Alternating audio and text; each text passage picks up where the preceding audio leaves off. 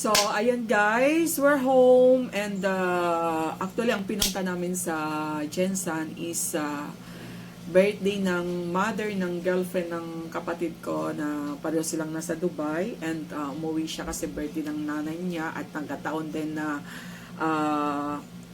mayroon siyang yearly annual vacation. So, umuwi siya and except lang na makilala ko yung nanay ng girlfriend ng kapatid kong bunso na parehas lang nasa Dubai. May pasalubong din tayo kasi dalawa yung kapatid ko doon sa Dubai. Yung bunso at saka yung next sa bunso. So, ngayon, super saya kami. And except lang for that except lang talaga sa mga nare-receive namin. Super saya ko talaga kasi si Daddy naka-travel kami for the first time after niyang ma-dialysis. Thank you so much. And grabe yung lakas ni Daddy sa pagdadrive. Thank you talaga. Thank you Lord sa pag-guide mo talaga kay Daddy Parang naalala ko tuloy yung mag-travel kami dati na talagang parang wala lang siyang dialysis, na parang normal lang talaga sa daan, talagang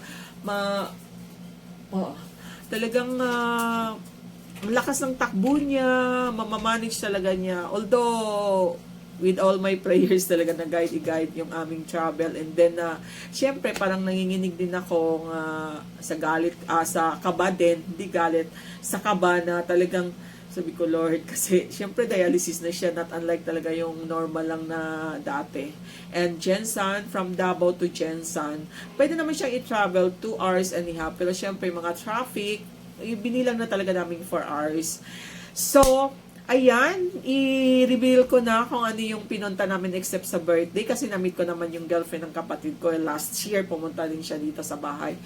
Ang una kong i-reveal ay binigyan kami ng pasalubong ng kapatid ko yung second sa bunso.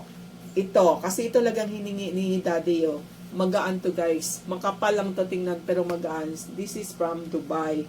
And ito talagang hiningi ni Daddy na sandal. Kasi yung mga sandal halos dito na binili ko sa kanya is masakit sa kanyang bones. So syempre pag dialysis patient, parang sensitive na yung skin talaga niya at saka bones. So ito. Thank you so much, Patoy, my bro. Thank you so much. Mamaya mag-thank you din si Jory kasi naligo siya. Ako pagdating talaga ng bahay, ligo ako kaagad kasi parang nanglalakit yung katawan ko. Thank you so much, Goy. Thank you, my bro. Thank you. And of course, sa bunso kong kapatid, binilhan niya kami ng Victoria's Secret. 4. Ako, kay Jorel, kay Raymart, at saka kay Rhea May. Pero ewan ko kung gusto ng mga bata kasi sabi ni Rhea May gusto niya yung ano ba yung gusto niya dito? Yung Share Love. And then si Raymart, hindi pa namili. Pero ewan ko kung may gusto si Raymart. And thank you, Plox. Kasi kung walang maano dito si Raymart, masaya ako kasi 3 sa amin ni Daddy. Ayun, thank you. Thank you so much, Plox. And syempre, hindi sila nagpadala ng chocolate kasi overbagahe na yung girlfriend ng kapatid ko. Pero may binigay ring chocolate yung kapatid ng girlfriend ko. Break! Oh my God, naalala ko to sa Dubai. Madali lang itong bilhin talaga pag nasa labas. Kapag dito sa Philippines, sobra expensive natin. Hindi mo na ito pwedeng unahin kasi syempre unahin mo na yung bigas, pang-ulam. Kaya thank you, na-miss ko itong break na to.